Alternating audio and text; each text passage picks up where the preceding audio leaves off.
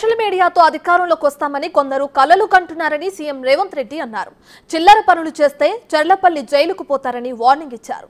మూసీ బాధితులకు భరోసా ఇస్తూనే పేదలను ఆదుకోవటానికి ప్రతిపక్షాలు సూచనలు చేయాలని పిలుపునిచ్చారు రేవంత్ రెడ్డి.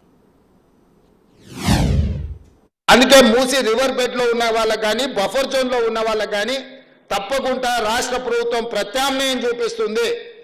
పేదలకు నిల్వ నీడనివ్వడానికి ఒక నిర్ణయం తీసుకున్న కాకా వెంకటస్వామి గారి జయంతి సందర్భంగా నేను చెప్పదలుచుకున్నా, మీరు ఎవరైనా రెచ్చగొడితే వారి మాటలు నమ్మకండి. ప్రభుత్వానికి ఒక స్పష్టమైన విధానం ఉంది. ప్రభుత్వం మిమ్మల్ని ఆదుకుంటుంది.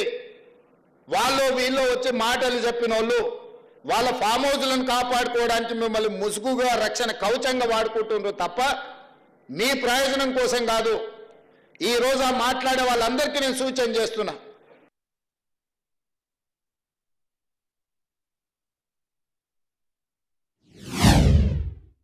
ఈ పేదలకు ఏం చేద్దామో సలహా ఇవ్వండి.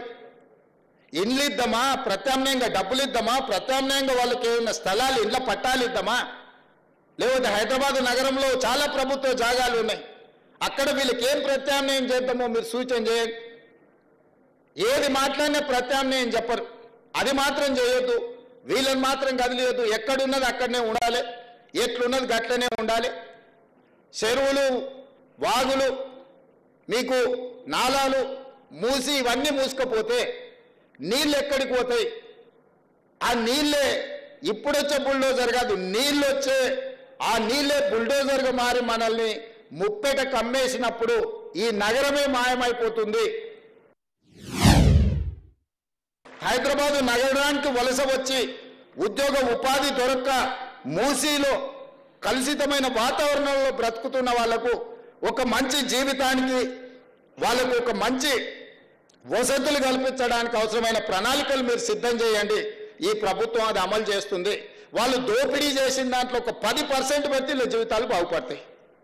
1500 కోట్లు ఇవ్వాలి వాళ్ళ బ్యాంకులు ఉన్నాయి, టీఆర్ఎస్ పార్టీ బ్యాంకులు. ఒక 500 కోట్లు ఇయ్యరే, అందరికీ ఇంత తలాయిని వంచి పెడదాము. 1000 ఎకరాల గజ్వేల్లో ఫామ్ హౌస్ ఉంది, 1000 ఎకరాలలో ఒక 500 ఎకరాలు అందరికీ ఇందిరా ఇల్లు కట్టిస్తా. అందులో నేను ఇల్లు కట్టించే బాధ్యత నాది. భూదానం నువ్వు చేయి చంద్రశేఖరరావు. పోనీ కేటీఆర్ నీకు 50 ఎకరాలు ఉంది జన్వాడల, ఓ 25 ఎకరాలు ఒక పక్కకి మంచిగా 10 అంతస్తులలో అందరికీ ఇందిరా ఇల్లు కట్టిస్తా ప్రభుత్వం నుంచి సొమ్ము పెట్టి. ఇవన్నీ మీరు దోసుకుంటూ వచ్చినాయి కదా, మీ తాత సంపాదించిన ఆస్తా కాదు కదా, మీ తాత ఇచ్చింది కాదు కదా. అధికారం కోల్పోయిన వాళ్ళు విచక్షణారహితంగా ఎట్లా పడితే అట్లా మాట్లాడి సోషల్ మీడియాతోనే అధికారంలోకి వస్తాం అనుకుంటారు. సోషల్ మీడియాతోనే అధికారంకు రారు, కానీ చెర్లపల్లికి అయితే పోతారు. నేను గ్యారెంటీగా చెప్తున్నా, సోషల్ మీడియాతోనే అధికారంలోకి వస్తామని కలలుగా అంటున్నట్టున్నాడు ఆయన. నువ్వు సోషల్ మీడియాతోనే అధికారంలో రావు, కానీ చిల్లర పనులు చేస్తే మాత్రం చెల్లపరులో చిప్పకూడు తింటావని నేను చెప్తూ, మనందరం కలిసికట్టుగా కాకా స్ఫూర్తితో తెలంగాణ రాష్ట్రాన్ని అభివృద్ధి చేద్దామని తెలియజేస్తూ మీ అందరి దగ్గర సెలవు తీసుకుంటున్నా మిత్రులారా. 2 లక్షల అప్పున్న ప్రతి రైతుకు మాఫీ చేసిన నేను. దాన్ని సంపూర్ణంగా బట్టి విక్రమార్క గారు సహకరించిన అన్ని దిక్కులో ఉన్న రూపాయి బిగబట్టి 18,000 కోట్ల రూపాయలు వాళ్ళ ఖాతాలు వేసినాం. 2 లక్షల పైన ఉన్న వాళ్ళకి ఆ పైన మీరు కట్టే మిగతా ఇస్తామని చెప్పినాం. రైతు రుణమాఫీ జరగలేదని ఇలా దిక్కుమాలినోడు దీక్ష పెట్టిండు. ఇక ఏమనాలి చెప్పు. 10 ఏళ్ళల్లో మీరు 1,00,000 రూపాయలు రుణమాఫీ చేస్తామని ఎప్పుడు చేయలే.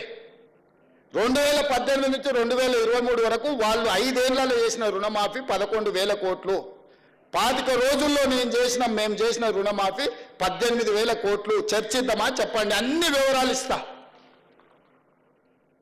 ఇవాళ ఎవరికి రుణమాఫీ జరగలేదంటే 2 లక్షల పైన ఉన్న రైతులకు రుణమాఫీ జరగలేదు. ఆ పైన ఉన్నది బ్యాంకుల గట్టూరి, మిగతాది మేము ఇస్తాం. ఇవాళ ఎవరికి రుణమాఫీ జరగలేదంటే 2 లక్షల పైన ఉన్న రైతులకు రుణమాఫీ జరగలేదు. ఆ పైన ఉన్నది బ్యాంకుల గట్టూరి, మిగతాది మేము ఇస్తాం. నేను 2 లక్షలు ఇచ్చినా నీకు రుణమాఫీ జరగదని చెప్పి నీ అప్పు అట్లనే ఉంటుంది. ఎక్కడైనా ఎవరికైనా ఏదైనా ఇబ్బంది వస్తే కూడా పరిష్కరించడానికి కలెక్టరేట్ కార్యాలయంలో ఒక కౌంటర్ పెట్టిన, మీకు ఏదైనా సమస్య ఉంటే అక్కడికి వచ్చి ఆ సమస్యను పరిష్కరించుకోండి అని రైతులకు. నేను రైతులకు విజ్ఞప్తి చేస్తున్నా, రోడ్డు ఎక్కకండి, కలెక్టర్ ఆఫీస్కి పోండి. మీకు ఏదైనా సమస్య ఉంటే వీళ్ళని సన్నాసులను నమ్ముకున్నారంటే మీరు మన్ను పోసి అంబలి కాసుకునే పరిస్థితి అవుతుంది.